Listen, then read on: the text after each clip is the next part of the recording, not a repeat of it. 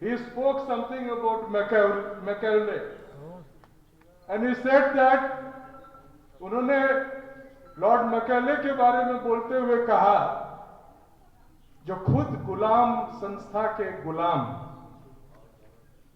RSS के मुख और मखौटा, वो बोल रहे थे कि मैकेले के कारण एक गुलाम प्रवृत्ति शिक्षा में प्रवेश कर चुका है और अगले 10 वर्षों में हम इसको खत्म करने का पूरा प्रयास करेंगे। यानी समझ जाइए कि जो शिक्षा देश के सभी वर्गों के लिए लॉर्ड मैकेले ने खोल दिया था, उसके पहले क्या था? क्या कोई दलित, क्या कोई पिछड़ा वर्ग का व्यक्ति ओबीसी, क्या कोई महिलाएं चाहे किसी भी समाज की हो, आसानी से शिक्षा ग्रहण कर सकती थी? फाइट ले। बिहार का चुनाव अहम था। अगर बिहार में बीजेपी हारती तो आरएसएस प्रधानमंत्री को पद से हटा दे सकती थी। इसलिए अमित शाह को लगता था कि किसी कीमत पर हमें जीतना है, तो इसके लिए एसआईआर किया गया। और एसआईआर जानते हैं कि वो लगातार आप टीवी पे सुनते होंगे कि ये तो पुरानी प्रक्रिया है, लेकिन 2003 में या जो भी लिखित दस्तावेज जिसके अंतर्गत यह प्रक्रिया होनी थी, उसका तमाम एक तरह से उसको धता बता के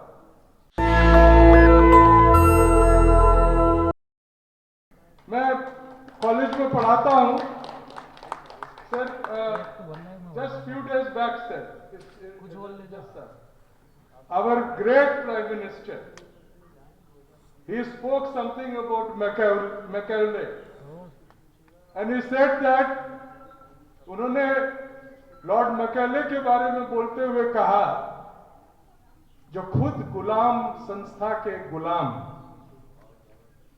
आरएसएस के मुख और मखौटा, वो बोल रहे थे कि मैकेले के कारण एक गुलाम प्रवृत्ति शिक्षा में प्रवेश कर चुका है और अगले 10 वर्षों में हम इसको खत्म करने का पूरा प्रयास करेंगे। यानी समझ जाइए कि जो शिक्षा देश के सभी वर्गों के लिए लॉर्ड मैकेले ने खोल दिया था, उसके पहले क्या था? क्या कोई दलित, क्या कोई पिछड़ा वर्ग का व्यक्ति ओबीसी, क्या कोई महिलाएं चाहे किसी भी समाज की हो, आसानी से शिक्षा ग्रहण कर सकती थी?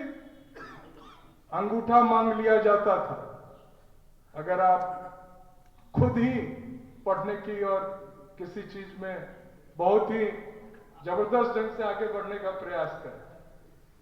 Sir, I want to remember what Savitribai Phule she wrote about English.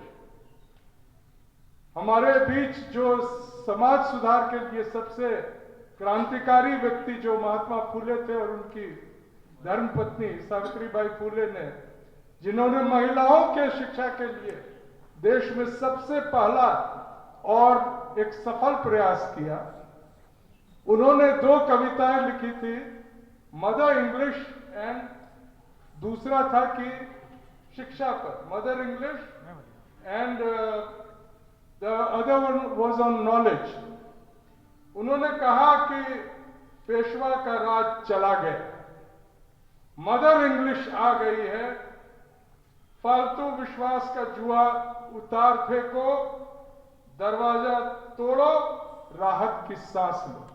तो वो शिक्षा जो सभी को मुहैया कराया गया है आज इस शासन में, चूंकि मैं देश के उत्कृष्ट विश्वविद्यालय में पढ़ाता हूं, इसलिए मैं आपसे साझा कर रहा हूं कि उस शिक्षा को समाप्त करने के लिए, उसको खत्म करने के लिए लगातार प्रयास किया जा रहा है। और ये उतना ही गंभीर है, उतना ही संविधान पर एक खतरा है जितना हमारे वोट के अधिकार को छीने जाने का। जय संविधान। मैं इसलिए कह रहा हूं कि अभी भानु प्रताप जी लगातार बोलते रहे, हम लोग भी साथ देते रहे उनका ईवीएम के विरुद्ध। राजेंद्र पाल जी आज नहीं आए हैं, वो भी लगातार इस प्रयास में लगे रहे हैं।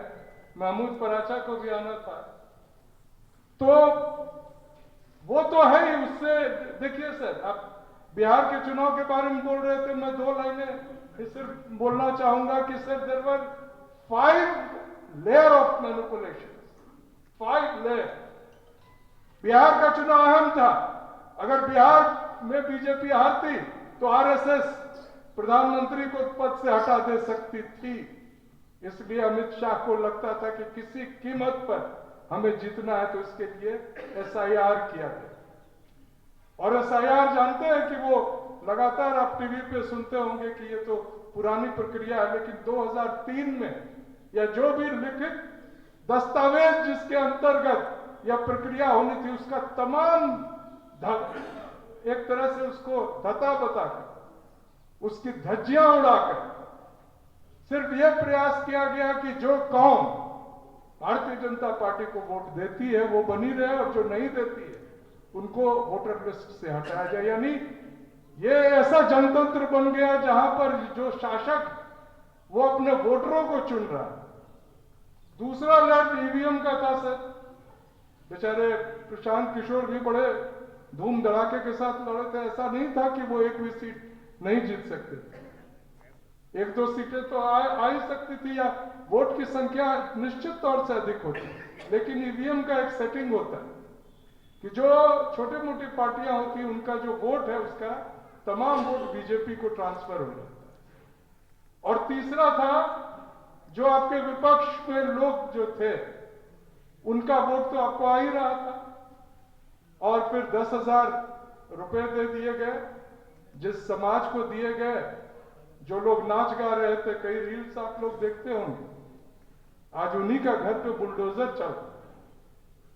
उसी समाज के व्यक्ति जो हनुमान है, इतना दूर तक कलावा बांधते हैं और टीका लगाते हैं, उनके मुंह से चू नहीं निकल रहा है, और उन्हीं के समाज के लोगों के घरों को सबसे पहले तोड़ा गया।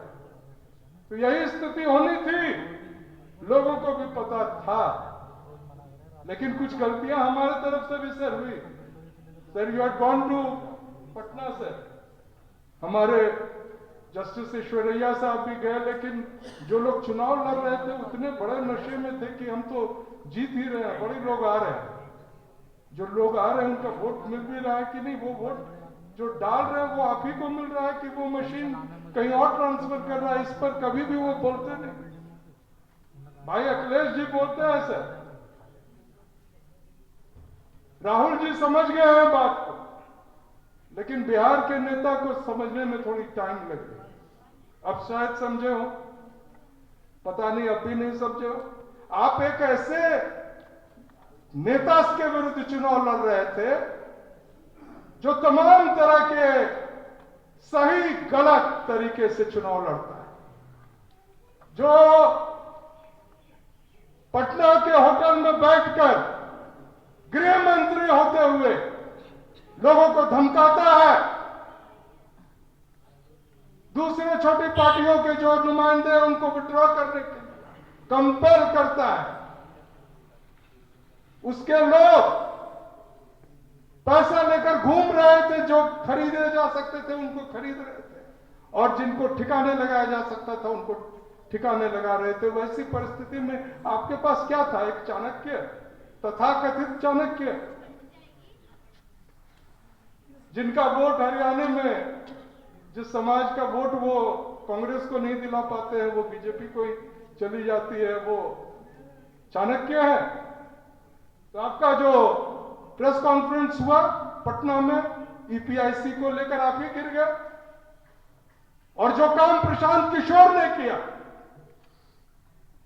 जो व्यक्ति आपको सदन में गाली दे रहा है, उसका कलाई खोला तो प्रशांत किशोर ने खोला। आपकी टीम काम, तो हम लड़ाई भी ठीक ढंग से नहीं लड़ रहे, बावजूद इसके सर हम जीतते। So sir, today's important discussion, I know it centers around the fact that EVM should be, sir, in all my social media messages I use the hashtag ban EVM save India. I think everybody should use it. And before I conclude, मैं एक दिलचस्प 2-3 बातें आपसे साझा करना चाहता हूं। एक तो हमारे आदरणीय प्रधानमंत्री ब्रिक्स सम्मेलन में ब्राजील गए, और ब्राजील में जब वो बोल रहे थे तो उनके ऑडियो को म्यूट कर दिया। समाचार नहीं बने, भारत में वो कहीं नहीं बोला गया। लेकिन दिलचस्प बात है, आप जानने की कोशिश करें, और खासतौर से हमारे बीच में जो लोग थोड़े बहुत पत्रकारिता जानते हैं और पढ़ते हैं, वो जरूर पता लगाए कि क्यों म्यूट किया और क्यों सरकार की तरफ से एक लफ्ज उस पर नहीं बोला गया। अभी भी आप देख रहे थे कि एक इंटरव्यू आया, तथाकथित पत्रकार पैर पर पैर रख के पूछ रहे थे कि भारत के कौन से प्रधानमंत्री थे जो रूस के साथ बहुत अच्छे ताल्लुकात बनाने के लिए जाने जा सकते हैं। तो पुतिन ने क्या कहा, this is an obscene question, अश्लील प्रश्न। और वो गोदी मीडिया के पत्रकार आज नैरेटिव देते हैं और हम लोग थोड़े पीछे रहे। मैं आपसे इस विनती के साथ कि अपने नैरेटिव में हमेशा संविधान को बचाने की बात, ओबीसी के हक, मध्य प्रदेश में लंबा संघर्ष चल रहा है, हमारी संवेदना और साथ मध्य प्रदेश के साथियों के साथ है, जस्टिस साहब का भी है, निश्चित तौर से मैं जानता हूं, और साथ ही पूरे देश में विश्वविद्यालयों में किस तरह से ओबीसी के रिजर्वेशन को समाप्त करके उसको ईडब्ल्यूएस में तब्दील किया जा रहा है, उसका भी विरोध इस मंच के माध्यम से आज करते हुए मैं जय संविधान कहकर अपनी बात समाप्त करूं। नेशनल दस्तक की आपसे गुजारिश है कि अगर इसको बचाना चाहते हैं तो नेशनल दस्तक को सब्सक्राइब करने के लिए रेड कलर के सब्सक्राइब बटन को दबाएं, फिर बेल आइकन की घंटी दबाएं। नेशनल दस्तक को बचाने के लिए बहुत जरूरी है कि हर खबर को शेयर करें, लाइक करें, कमेंट जरूर करें।